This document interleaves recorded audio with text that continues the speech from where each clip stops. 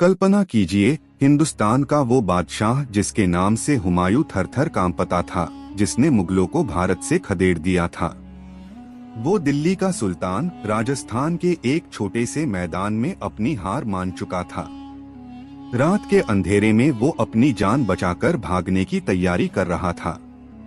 इतिहास गवाह है, 1544 का वो साल जब मारवाड़ के सिर्फ 12,000 राजपूतों ने शेरशाह सूरी के 80,000 की फौज के पसीने छुड़ा दिए थे। वो जंग जिसके बाद शेरशाह सूरी के मुंह से निकला था, खुदा का शुक्र है कि फतह हो गई, वरना मैं एक मुट्ठी बाजरे के लिए हिंदुस्तान की बादशाहत खो देता। ये कहानी शुरू होती है मारवाड़ के शक्तिशाली राजा राव मालदेव से। मालदेव उस समय उत्तर भारत के सबसे शक्तिशाली शासकों में से एक थे। उनकी सीमाएं दिल्ली और आगरा को छू रही थीं। दूसरी तरफ था शेरशाह सूरी, जो अपनी सल्तनत फैलाना चाहता था। शेरशाह जानता था कि जब तक मारवाड़ और मालदेव को नहीं हराया जाता, तब तक उसका दिल्ली पर राज सुरक्षित नहीं है।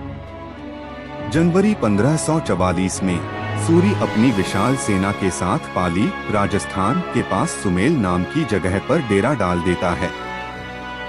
लेकिन वहां पहुंचकर उसे एहसास होता है कि राजपूतों से सीधे लड़ना मौत को दावत देना है। 1 महीना बीत गया, लेकिन शेरशाह की हिम्मत नहीं हुई कि वो हमला करे। उसे पता था कि मालदेव के पास जैता और कूपा जैसे सेनापति हैं, जो काल का दूसरा रूप है। तब सूरी ने वो रास्ता अपनाया जो डरपोक अपनाते हैं, छल। सूरी ने जाली चिट्ठियां लिखवाईं और उन्हें मालदेव के शिविर के पास फिंकवा दिया। उन चिट्ठियों में लिखा था कि जैता और कूपा शेरशाह से मिल गए हैं और युद्ध के दौरान मालदेव को पकड़वा देंगे। राव मालदेव इस जाल में फंस गए। उन्हें अपने सबसे वफादार सेनापतियों पर शक हो गया और वो अपनी आधी सेना लेकर पीछे हट गए। जब जैता और कूपा को इस कलंक का पता चला, तो उनकी रगों में खून उबलने लगा। उन्होंने तय किया कि वो अपनी वफादारी युद्ध के मैदान में अपने खून से साबित करेंगे। मालदेव तो चले गए, लेकिन जैता और कूपा सिर्फ 10 से 12,000 सैनिकों के साथ शेरशाह की 80,000 की सेना के सामने खड़े हो गए। 5 जनवरी 1544 की सुबह राजपूत सेना शेरशाह के लश्कर पर टूट पड़ी। ये युद्ध इतना भीषण था कि सूरी की तोपें और घुड़सवार धरे के धरे रह गए। राजपूतों के शौर्य के आगे अफगान सेना पीछे हटने लगी। शेरशाह सूरी घबरा गया और घोड़े से उतरकर नमाज पढ़ने लगा कि शायद खुदा उसे बचा ले। ऐन वक्त पर शेरशाह की मदद के लिए जलाल खान जलवानी एक नई सेना की टुकड़ी लेकर पहुंच गया।